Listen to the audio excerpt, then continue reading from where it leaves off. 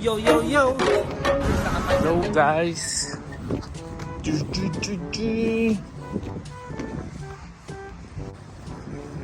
Today guys, we're going to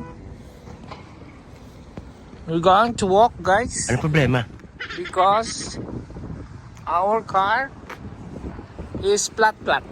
Di ba pwede? Flat tire tayo guys. Kaya guys, maglalakad tayo ngayon guys kasi nga tayo ay na flat tire.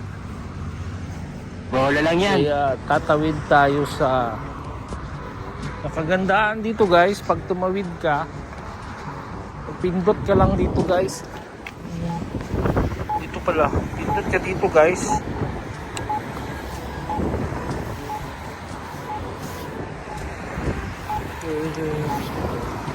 See? Push. Go. Go. Go ka dyan guys. Pag pinindot mo, pwede ka mag-go.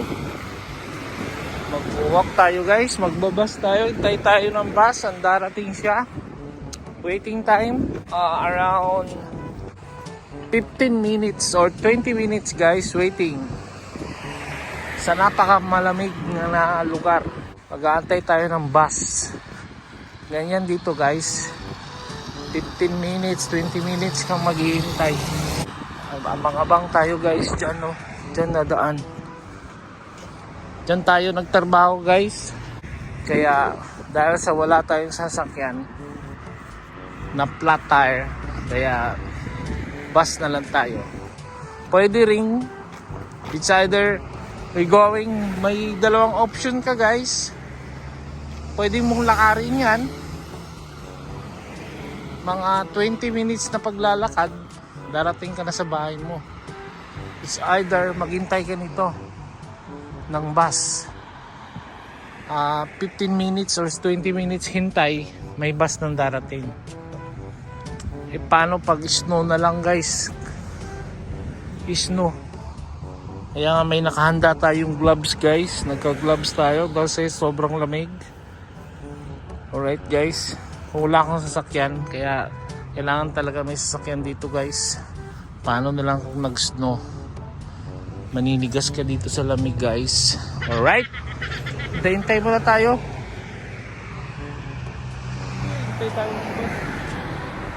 Hintay tayo ng bus guys. Yan, naka-gloves na tayo kasi malamig.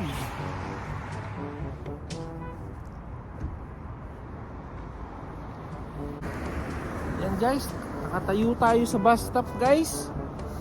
Ganyan ang buhay ng Canada guys. Hintay ka dito. Pagkatapos ng magtrabaho, pag wala kang sasakyan, magkakantay ka ng bus. 15 to 20 minutes. Swerte na nga yung 15 to 20 minutes guys.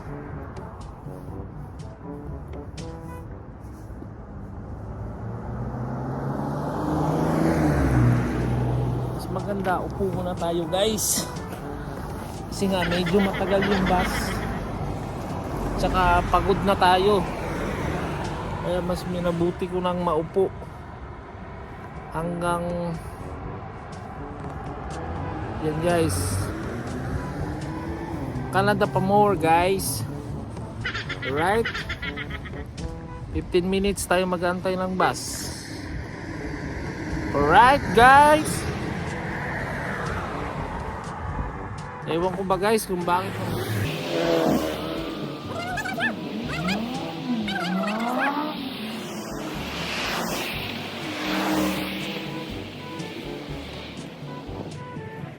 medyo malamig na guys.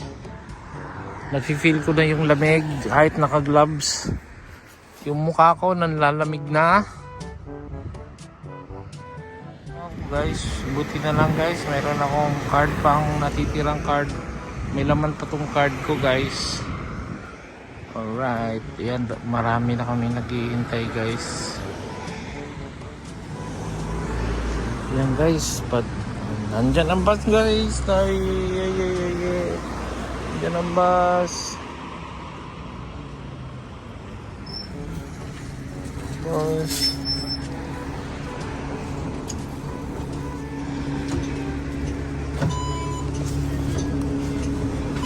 Good evening.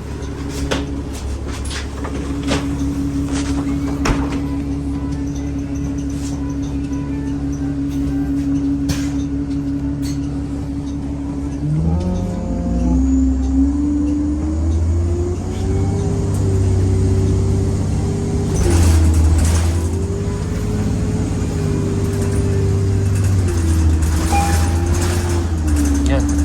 Stop na guys.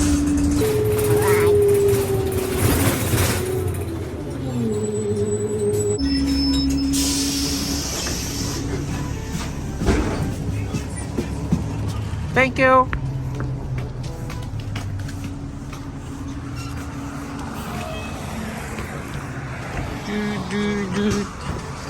Ayan guys, lakad na naman tayo ng maybe around 10 minutes. Lakad going home. Ayun yung bus na sinakyan ko guys. Ganyan yan guys. Kaya maglalakad muna tayo. Yo yo, may police. Dito mga tao dito hanggang sumusunod sa rules and regulation. Bawal pasaway dito. Kahit na walang bantay, kailangan ka talagang maging good driver. Bawal dito mga kamote rider guys. Alright. Pag kamote ka, hindi ka pwede dito. You're not belong here. Alright. Honest ka palagi kahit walang nakatingin. Pero mayroon yung mga kwan dyan, mga camera. Pag pasaway ka, magtataka ka na lang, may magpapadala sa iyo ng email o sulat.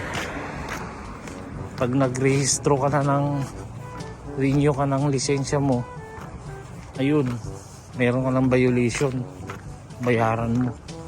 Ganun siya guys, ka-high-tech. Kaya good driver lagi. Alright guys, lapit na tayo sa bahay guys. Pagod na ako guys, kakalakad guys. Mamaya papakita ko sa inyo yung kotse na kaya nag-commute tayo ngayon dahil butas yung gulong. Ayusin ko pa ngayon. Pagdating ko, ayusin ko, papalitan ko ng gulong. Tapos pag may pagkakataon na, ipapa-vulcanize ko na. Dito kasi mahirap pa-vulcanize yata dito eh. Doon ka talaga pupunta sa shop. Wala kasi tulad sa Philippines. Yan lang sa unahan may gumagawa. Dito hindi. Piruin mo. Pabuksan na kami na home service, gagawin yung gulong. Ang bayad $120. Yan yung bayad, gagawin yung gulong mo dyan sa bahay. Kaso ka ng fully book. Ganun siya pre. Ganun siya kadami yung nagpapagawa. Fully book within this week. Kaya ako na mismo ang gagawa ngayon. Alright guys, yeah, sasakyan ko guys, ha, nakaparada lang. Tingnan mo yun, nilagyan ko na ng kalso para sa hindi masira yung gulong. Yun, flat. Hindi siya masyado flat kasi nilagyan ko ng kahoy para hindi masira yung gulong.